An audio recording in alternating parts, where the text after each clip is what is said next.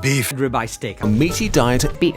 Cows. Cattle. Cows. Cows, meat, beef. What do you think of when you hear this? Many people would also think of The CO2 and methane. Greenhouse gas emissions. Global greenhouse gas emissions. Livestock causes more greenhouse gases. A major threat to our global environment. Beef is bad for the planet. Beef is bad for the planet. And so lately, people are talking as if we need to replace meat to save the planet.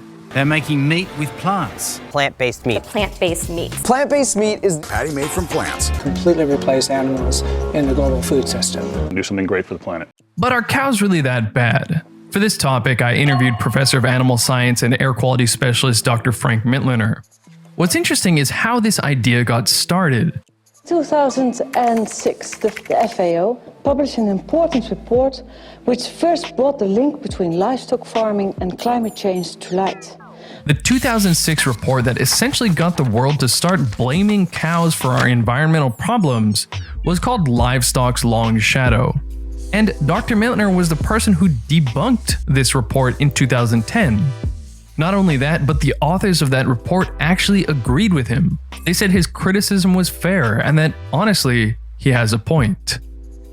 My understanding is that the idea that cows are bad for the environment started sometime around 2006 when this report called Livestock's Long Shadow came out. I'm sure you're quite familiar with that. Can you tell us a little bit more about that? First of all, the FAO, the Food and Agriculture Organization of the United Nations, wrote a report called Livestock's Long Shadow.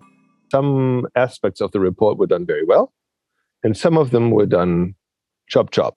They had some snappy comparisons in there, such as the one comparing livestock to transportation. The Post sent me a report online published by the United Nations stating that the meat and dairy industry produces more greenhouse gases than the exhaust of all cars, trucks, trains, boats, planes combined. In their executive summary, they said livestock produces more greenhouse gases leading to climate change than the entire global transportation sector. They also said that livestock globally produces 18% of all greenhouse gases.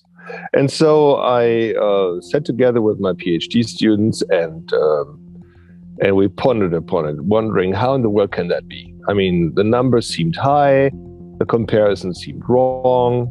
So we looked into this. The problem was that while they used this comprehensive cradle-to-grave, so-called life cycle assessment approach for livestock, meaning they looked at everything from soil to plants to animals, the belching, the manure. They looked at the feed, they looked at the processing of meat and milk and so on, all the way till you put it in your mouth. That's the grave of that product, okay? But they didn't do the same thing for transportation.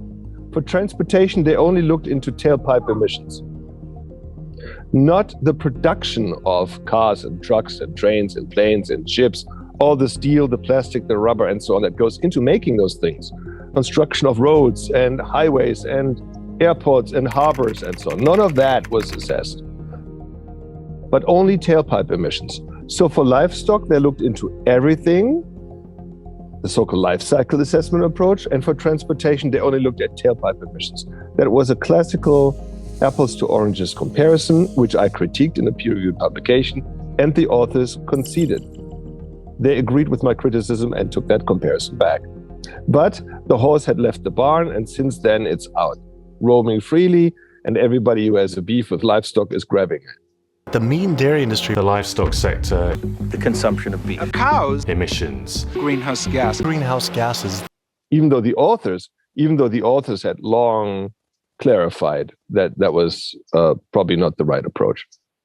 I don't want to get too into this documentary. I'm sure you've been asked to death about it. In the documentary Cowspiracy, the first thing he says of how he got interested in this topic is he saw an article about that report. But then, with one friend's post, everything changed. So let me tell you, I'm a pretty polite person, okay, and I don't attack anyone. But this Cowspiracy piece might have been done well from a videography kind of perspective, and it was snappy and so on, but it was full of mistakes. They said in Cowspiracy that livestock contributes to 51% of all greenhouse gases in the world. Over half. Animal agriculture was responsible for 51% of human-caused climate change. And so when I critiqued them on Twitter, and when I wrote a blog about it, this whole notion disappeared. It disappeared and was never mentioned again. They replaced their 51 number that was in Cowspiracy with the 18% number that was in Livestock's Long Shadow. By the way, the 18% number of Livestock's Long Shadow had since been reduced by the Food and Agriculture Organization to 14.5. That's a global number though, okay? That's not a US number or Japanese number, it's a global number. In developed countries such as European countries or North American countries or most Asian countries, livestock's contribution to climate change are much, much smaller. In the United States, livestock is dwarfed by fossil fuel sectors, such as transportation, power production and use, and so on. So our livestock sector in the United States, according to the EPA, the Environmental Protection Agency, is 4%. If you do life cycle assessments, a little higher than that, but it's around maybe 5% in total. In a place like Paraguay, it's around 50. In a place like Ethiopia, it's around 90%. Why? Because they have a lot of livestock, but they have very little other greenhouse gas producing sectors. If you are anti-livestock in the US, then be anti-livestock in the US, but use US numbers. Don't use a global average, because that is just not appropriate. I think a lot of people, they hear 14.5% is a big number. We have to do something to reduce this. So as an American, I'm going to stop eating beef. But then they don't realize that that's the least of their problems when it comes to greenhouse gases. Let me tell you this. So if you were a citizen in the US eating beef, then you'd be in a country that produces 18% of the world's beef with 6% of the world's beef herd. So we have a very efficient beef production here, okay? Also, consider that dairy in the US is very efficient as well. One cow in the US produces 10 times more milk than a cow in India. Here's another point Dr. Mittlener shared earlier. First of all, one thing is for sure, ruminants have been with us for a long time, for a long, long time. For example, here in the US, long before the European settlers came, we had approximately 100 million large ruminants here in the US. Today, we have 90 million beef and 9 million dairy cows. So we are close to the same number of large ruminants as we used to have historically. So the notion of cows being bad for the environment and making anything worse, I would debate, okay? Of course, there are various emissions associated with our modern ways of handling livestock and processing their manure, and you've probably heard that cow burps are filled with methane, which has many times the warming potential of carbon dioxide. But think about this. Not only is the current population of ruminants in the United States comparable to what it was pre-settlement, but hundreds of years ago, there would have also been billions of ruminants grazing in Africa and Asia. And while we have 100,000 elephants today, it's estimated that 500 years ago, there were 26 million elephants. They emitted about as much methane as the entire current dairy cow herd in Europe. So first of all, I want to be very clear. Livestock has a significant environmental footprint, and we want to reduce it, okay? I want to be very clear and on the record as saying that. But we have to be specific and we have to be nuanced with our approaches, because otherwise we won't get anything done. We alienate people, we alienate farmers, we don't have people listening to us and so on. That we have to think about ways to optimize food production and minimize environmental footprints. And in order to do that, we have to take some of that politics and some of that activism out of it, because it will not get us anywhere. It will not get us anywhere. Meat is murder and let's all stop eating beef and we'll save the planet is a lot spicier message than let's say India needs to adopt more efficiencies into their dairy production so they can be 10 times more efficient and have 10 times less the footprint with their dairy sector. So let me tell you this meat is murder kind of message resonates in a very, very small part of the population. Okay, a certain age group of teenagers, maybe people in their 20s. Some of them try to be meat free or lower in meat or animal source foods for a while. Most of them do that only for a short time, by the way. But anyhow, so let's say it resonates with a relatively small part of society. The vast majority of society does not care about that message, okay? And they're not listening to that. So if anybody thinks that this message attracts the majority of consumers, they are wrong. It does not.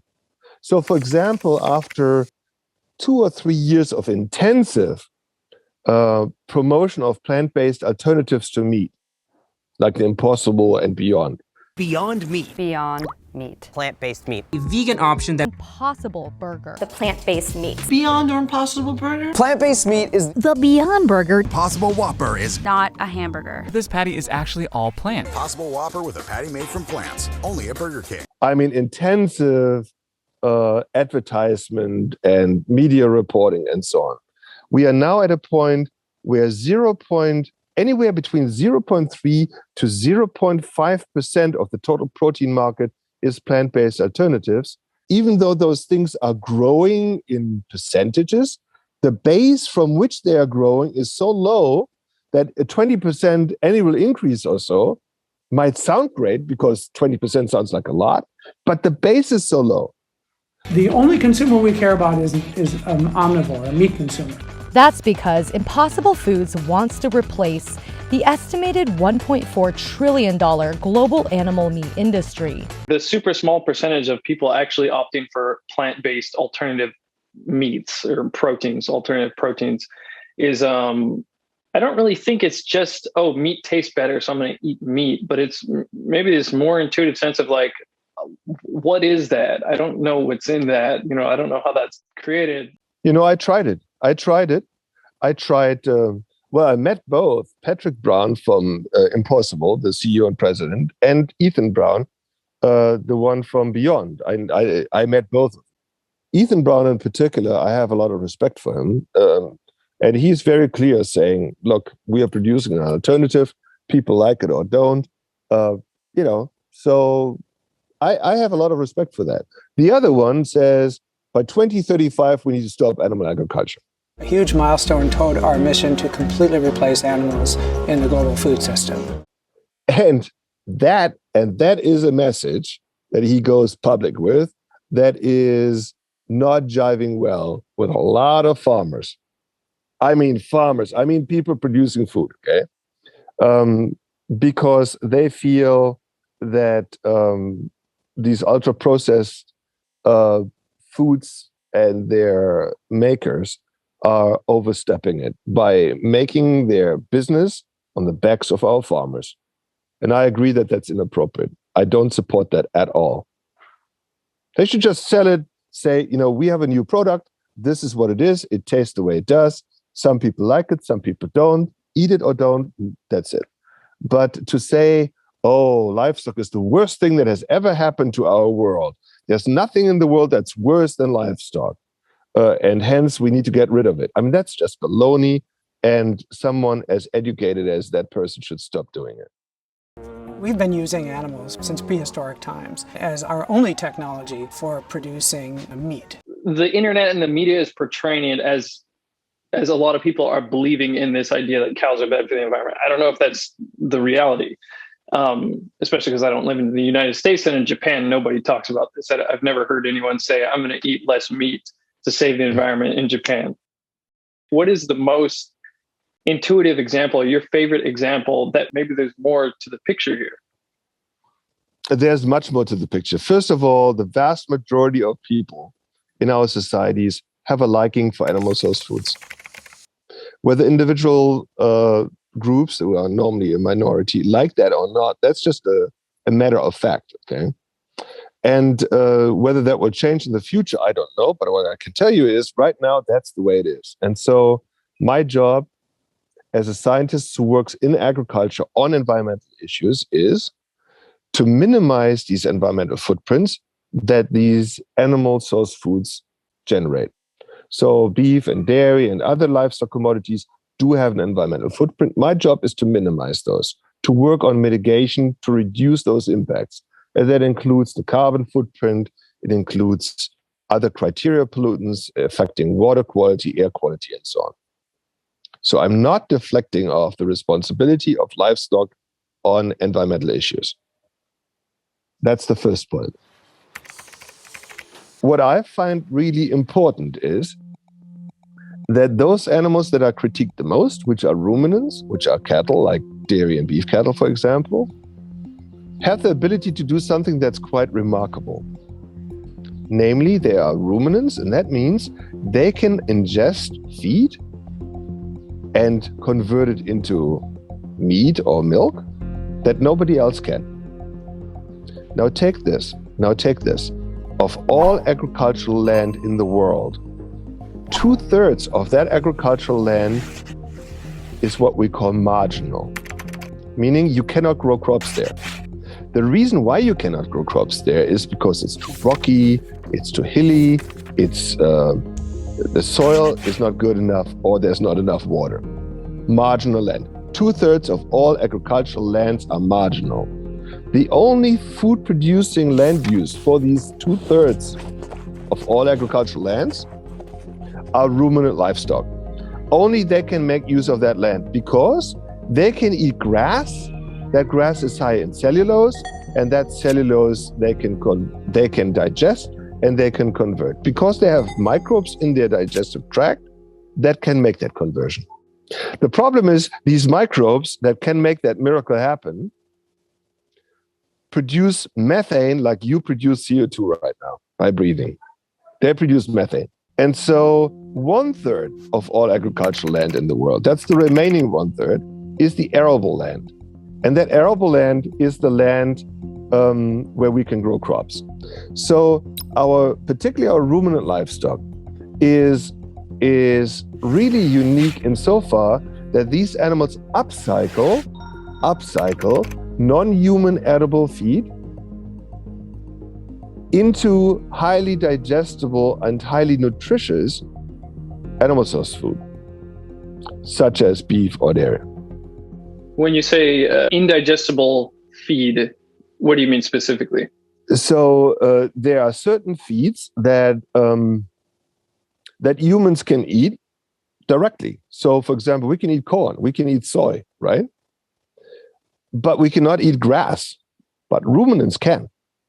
And that's what grows on 2/3 of all agricultural land.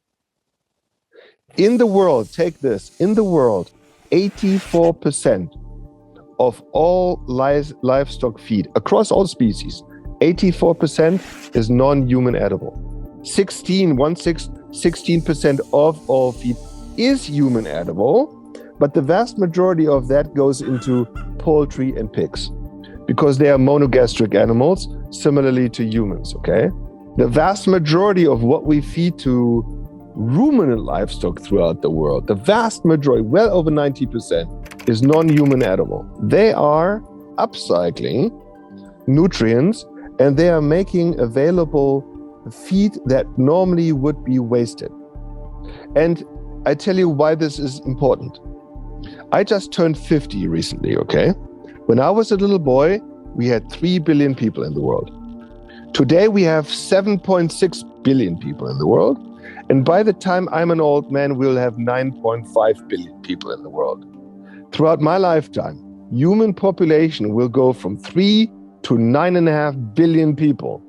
We will have 3 times more people on our planet throughout my lifetime. So the question we have to ask ourselves, regardless whether we are vegans or vegetarians or omnivores or carnivores, regardless of what our individual preference, food preference is, we have to ask ourselves, how can we satisfy the human nutritional needs for food without depleting our natural resources? And in my opinion, not making use of 2/3 of our agricultural land is irresponsible. And in order to make it happen, we do need ruminant livestock. I was talking with a friend about this, and he wanted to ask, which produces more food, livestock or, crops. Am I understanding it correctly to say that's the wrong question because you can't even grow these crops on that land? Yes, it is the wrong question. I could show you huge swaths of land throughout the world that have never been used for crop production. Large parts of Northern Africa, large parts of Asia, large parts of South America have never been used for crop production. They have always been used for grazing as prairies and so on. And these are massive areas, okay? I'm talking about Argentina. I'm talking about Mongolia. I'm talking about, there are enormous areas in New Zealand, in Ireland, and so on, that have always been grassland, and they have always been used by sheep and goats and cattle as long as humans have been there. In the United States, these enormous prairies we have, they have always been used by ruminants for I don't know how long, for forever. And so if you look at the United States and you think of the Rockies, west of the Rockies, a lot of that land has never been used to grow crops. Now we're using, of course, parts of California and so on to grow crops, but a lot of the rest is still too dry, is still too rocky, still too hilly and so on. So that's true for the rest of the world, for a lot of the rest of the world. One thing I wanted to bring up that people say, well, we could produce so much more plants on the land that we have if we wouldn't have livestock and so on. You have to understand that there is a fundamental difference between plant-based foods and animal-based foods. And the fundamental difference is that animal source foods are very nutrient dense. Very nutrient dense. If you look at an egg and the nutrients contained in an egg, or the nutrients contained in a glass of milk, or the nutrients contained in a 3-ounce serving of beef, they are so nutrient dense with all the essential macro and micronutrients in a form that's highly digestible to humans. Highly digestible to humans. You cannot compare 100 grams of beef to 100 grams of, and now add whatever plant-based you want, because you are completely comparing apples to oranges. It's also not fair to say we are comparing 100 grams of milk versus a certain amount of plant-based foods based on calories, because these calorie comparisons are meaningless. If it were for calories, then we should all drink Coca-Cola only, because Coca-Cola has a lot of calories, but it has no carbon footprint or a very low one. That doesn't mean we should drink Coca-Cola the whole day. We need to think about, why do we eat? Why do we drink? Drink things such as milk or so. We drink that because we want to satisfy nutritional needs, right? We want to satisfy nutritional needs. And so per unit of nutritional requirement, these animal source foods are extremely nutrient dense. And here's something that I sometimes tell my friends who are critical of animal source foods. Some of them say, well, we need to have a meat tax, for example. They say we need to make meat and milk and so on more expensive so that people stop eating it. So let's say our meat or milk were 30% more expensive. Would I eat less meat or milk if it were 30% more expensive? No. And most people who I know would not eat less. The people who would eat less are those who already don't eat a lot of it because they can't really afford it. And these are those who are relatively disadvantaged, okay? The relatively poorer parts of the population. They are not calorie deprived currently. They are nutrient deprived. They're eating a diet that's very high in calorie, a very calorie-rich diet, leading to very high rates of obesity in the poor part of the population. The last thing we want to do is make it more impossible for them to afford nutrient-dense food and be reliant upon calorie-dense food only. That is a wrong path for solutions, because we cannot just argue based on carbon footprints. We also have to think about why people really eat food, and that's for nutrients. And last not least, there's another reason why people eat animal source foods, and that is because they like it. They like the taste. That's, we cannot ignore that, right? We cannot ignore the fact that a very important consideration that people use to drive their buying decision is taste. The really unfortunate thing when it comes to nutrients is that it seems like so many people judge their foods or what they're about to eat based on the potential harm that it could have, rather than the potential gain. So, and most of the time these potential harms are erroneous, but they're thinking in terms of the potential negative is that this meat, I've heard that it causes cancer. I don't want cancer. I'm not going to eat this. They're not thinking of, oh, this has all these vitamins that I require in this tiny low-calorie package, a relatively low-calorie package. When you start to have these discussions with people, you start to talk about the nutrients, and then they'll flip over and say, okay, you might have some points about the nutrients, but there's always the environmental impact, and we want to avoid that. So Joseph, let me tell you this. I've been around the block for a while, okay? The same people who are arguing the carbon picture right now were the ones who 5 or 10 years ago argued on animal rights, animal welfare, food safety. Very soon, when a new narrative on methane will become more prevalent, and you will see that happening, which will drastically change the way we judge the carbon footprint of livestock, they will quickly change into the impact of livestock on biodiversity and land use change. That's already happening now. So every couple of years, whenever one topic becomes less sexy, then that topic is exchanged very rapidly with another one. Okay, I have to tell you, I'm really tired of it. I'm very tired of it. I don't really take it very seriously. I work on all these areas of sustainability of livestock production. That includes animal welfare. It includes the workers who work in animal agriculture. It includes food safety, but mainly the environmental footprint of livestock. That is my area of emphasis.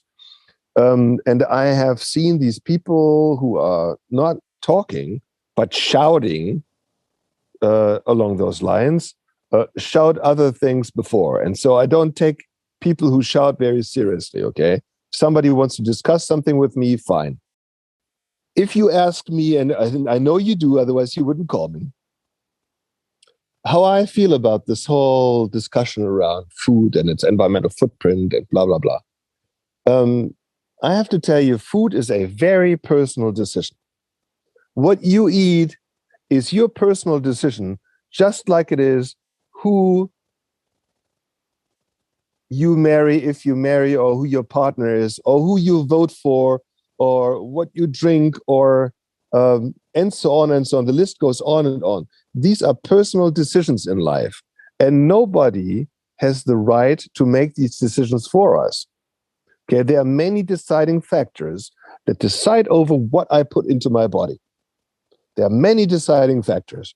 Some of them are religious. You cannot prescribe religion. You cannot prescribe who people should vote for. You cannot prescribe who they should love. You cannot prescribe what they shall eat. It's just not democratic to do so. And it's just not true that our food choices are putting our life support systems in peril the way they describe. In fact, the way they describe the impact of livestock on the environment, in my opinion, is dangerous. Why do I say it's dangerous? I say it's dangerous because we know that in places like the US or Japan or many other developed countries, by far the most impactful human activity on climate is the use of fossil fuel, oil, coal, and gas. That's the transportation sector, the power sector. It's the cement industry and so on. These three alone produce 80% of all greenhouse gases. 80%. These three fossil fuel consuming sectors emit 80% of all fossil fuels, of all greenhouse gases, I'm sorry. Livestock, approximately 4 or 5%. That's not nothing, it's something, and it needs to be reduced. But to suggest that what you eat, whether you eat a burger this week or not, or sushi or whatever you eat, that would make a huge difference on our climate is irresponsible. Why? Because it is a smokescreen deflecting off the 800-pound gorilla. Some people call it the elephant in the room. And that is our use of fossil fuel. That is why this discussion can be even dangerous. If the entirety of the US was to go vegan for a year, then the reduction in emissions would be like, what was it, 0.3%? No, Meatless Monday would be 0.3%. The entire US going vegan would be 2.6%. The researchers were Hall and White, and that was published in the Proceedings of the National Academy of Sciences. So 2.6% is not nothing, it's something, but it's certainly not what some of the critics say it is, which is a game changer in our carbon footprint, okay? The other issue is, and again, I am not a person who tells people what to eat, but what I find interesting when talking to colleagues who are, or people who are into veganism, the greatest challenge they have in the vegan society of the United States is what they call a low retention rate. And what that means is that 84% of all vegetarians and vegans stay that for 1 year and then they revert back. So when I ask some of their executives, well, how come? I mean, if this is such a profound change in lifestyle and so positive to people, why would they only stay with it and stick with it for a year? And because I never figured this out, is this because of nutritional deficiencies? Is it because of taste? I never got an answer for that.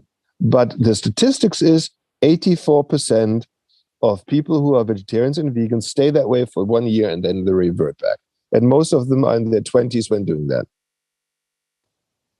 And because of that, I just want to say that. And because of that, I feel because of the majority of people reverting back to being omnivores, my goal should be to work with the livestock sector to make its impact as small as possible.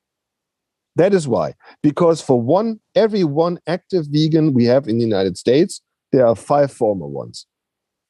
That 1/4 pound hamburger requires over 660 gallons of water to produce. So this big water footprint that everyone talks about with cows and livestock, where does that water come from? So let me tell you this. So in the United States, we have 90 million beef cattle, a few more than that, but around that, okay, 90 million beef cattle. These 90 million beef cattle live on 750,000 beef ranches. 750,000 beef ranches, where they spend at least 2/3 of their lives, okay? And then the majority of them spend their last 4 months of their lives in a feedlot, where they eat a concentrate-rich diet, a diet high in corn or high in distillers grains. These feedlots are 1,400 in total number, okay? So what kind of water do these animals get while they are on the ranch? They have some drinking water and they drink maybe 20 gallons a day at most. And that water is generally, available in a trough, and the rest, everything else they do is eat grass and legumes that grow on that land. There is no additional water input, okay? That's the water input. So the water input that people assign to beef includes, and that's the majority, the so-called green water. And the green water is rainwater. That rainwater would fall on that land where the animals graze with cattle present and without cattle present. Because they are present, those forages, of course, take that water and they use it to grow. But they would use that water to grow with cattle present or without cattle present, okay? Now, the vast majority of water that goes into a beef animal will go into the beef animal in the form of feed, not in the form of water that they drink, in the form of feed. And guess what happens to that water a few hours after it's ingested? It's urinated out. It's not staying in the animal. It stays in the animal as long as the tea that you drank this morning stayed into your body or inside your body. So that water is not all of a sudden miraculously gone, okay? It is going in and it's coming out. The vast majority of that is rainwater. So to me, it is disingenuous to say, oh, look at all that water that goes into growing cattle. Would we say the same thing about all the water that goes to trees to grow? Of course not. We would never say, or would you ever say that in order to grow the bench you're sitting on, thousands of gallons of water were used? I mean, of course, the trees needed water to grow, and that water fell off the sky. And the same is true for our beef cattle. The feed that they eat is water. The vast majority of that is not irrigated, but it is rainwater. The water beef animal that is sizable is the one that occurs with the production of feed that the animals consume when they go into a feedlot. But even the majority of that feed, of the corn that goes into beef animals in the feedlot, the vast majority of that is also non-irrigated. But the water, again, is falling from the sky. In the vast majority of areas where corn is grown for these animals, the corn is not irrigated. Just 1/4 pound hamburger takes around 1,650 liters of water to produce. So, but these people who come up with the statistics of these enormous amounts of water going into beef, they're counting rainwater. They're counting green water. And that's just not fair. That is just not right.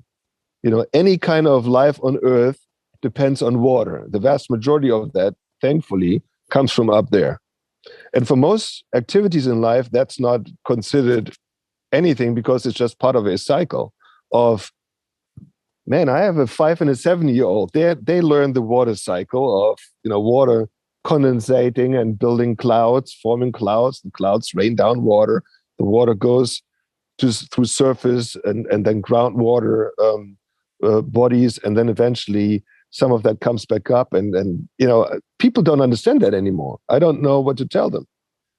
It is just, it's one of the favorite arguments. And people who listen to this interview will say, oh, this guy is just a shill of the beef industry and cannot be trusted and so on.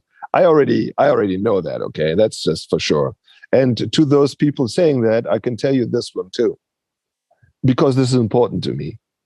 I am a scientist in agriculture, specialized in the environmental footprint of agriculture. Of course, I have to work with people in agriculture to reduce their footprint. This is as important as it is for a medical doctor to work with patients, or for a veterinarian to work with dogs, cats, or cattle. Okay, I'm working with farms to reduce their impact on the environment. And but I've been doing this for a long time, and I've been measuring what the impacts are. And where these impacts exist, I'm studying ways to reduce them. So I have one big favor to ask everybody listening to this, okay? Please remember that the people who grow our food, whether they are the ones growing your food or not, but the people growing our food, these farmers, they deserve a lot of respect. Without them, we cannot live, okay? They are the ones who put all the ingredients that all of you eat every day onto your tables, whether you like it or not. Some of them might produce food that you don't choose to eat, but don't put them down just because of that, because other people do choose to eat that. And they should have a way of consuming what they so choose that's produced in a responsible manner. And where we can improve the production of that food, we shall. So let's take this antagonism out of the discussion and think about food as to what it is. It's a beautiful thing, something that not just nourishes us, something that's culturally important. Sometimes it's religiously important. Food is a beautiful thing. Let's celebrate it and let's help those farmers who help us put it on the table, continue to do so. Their contribution isn't limited to just food. It's kind of working together. The people who want to grow organic crops, to have organic carrots or whatever it might be, they are using organic fertilizer, which comes from the manure of livestock, and bone meal or blood meal is a component of that. Yeah, half of all fertilizers used in the world are animal manure. Half of all fertilizers used are animal manure. The other half are chemical fertilizers. And all fertilizers going onto organic crops are animal manure or other animal products. Our mission to completely replace animals in the global food system. Let's say if we got rid of animal agriculture, then we would be completely reliant on inorganic, well, I assume at least much more heavily reliant on inorganic fertilizer. Yeah, if we were to forgo animal agriculture, we were to be relying on synthetic fertilizers.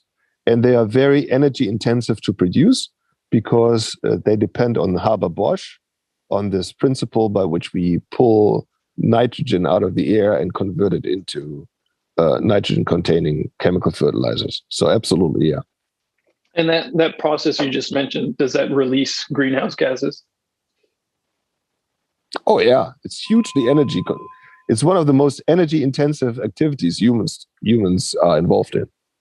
I was watching a lecture with Dr. Sarah Place, and she was saying that for every 100 pounds of human edible food, you're producing 37 pounds of inedible matter, which you can take and then feed it to ruminants like cows, and then they will upcycle that into edible food.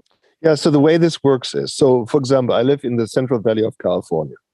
We are the number one food producing region in the world. We have 400 specialty crops, nut trees and rice production, and we have stone fruit and so on. 400 individual commodity crops. All of them have one thing in common, and that is that it's only a very small part of the plant that you can actually eat. That is the fruit or the nut or so that you can eat.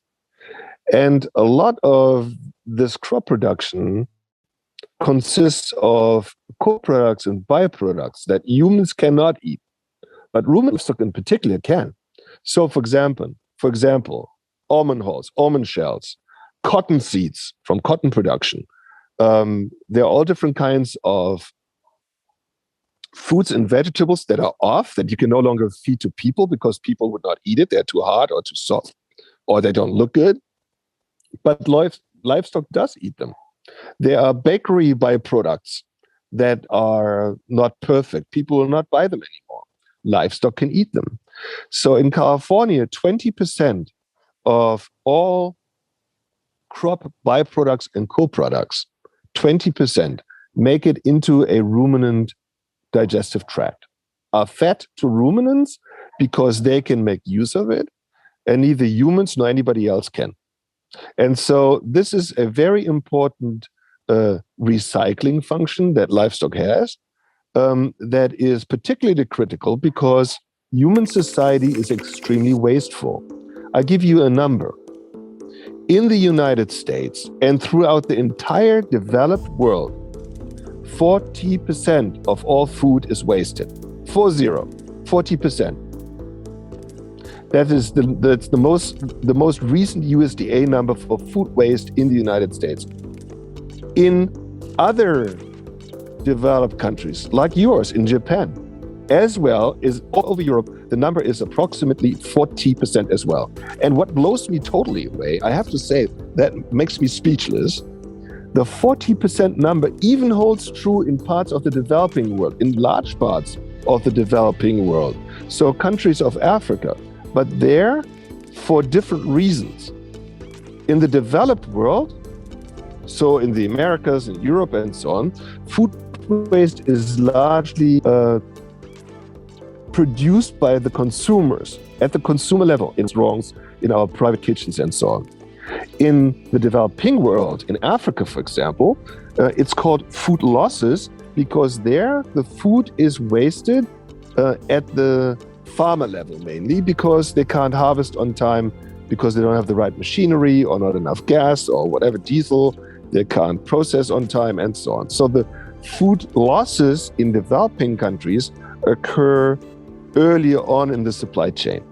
Here in the developed world, it occurs at the consumer level. But worldwide, almost 40% of all food is wasted. Now, you tell me why there's not a huge outcry of all those people who are so concerned about carbon footprint, water footprint, nitrogen footprint, and so on the topic of food waste, which is a topic that all of us could make a huge difference in. This might be the wrong way to think about it, but I was just kind of curious. Do you happen to know like which percentage of that is animal products versus crops? Yes, I do. There's a Food and Agriculture Organization, FAO, statistics on that. The statistics for North America is that the most perishable foods are fruits and vegetables, of which 50 to 60% are wasted. 50 to 60% of all fruits and vegetables are never eaten by people. For animal source foods, such as meat and milk, the number is 10 to 20%. That's still a number way too high, but thank God it's lower than it is for fruits and vegetables. This is not pitching the one food group against the other. This is just saying all food waste is too high, regardless of what it is. But it is particularly bad for the more perishable foods because when you think of yourself going to the supermarkets, buying, let's say, avocados, just watch yourself what you do. You are touching all of them to see, do they have the right hardness? Is there a blemish on them? If there is a blemish, you will not take it, and so on. And because we all do that, we are wasting an enormous amounts of that stuff.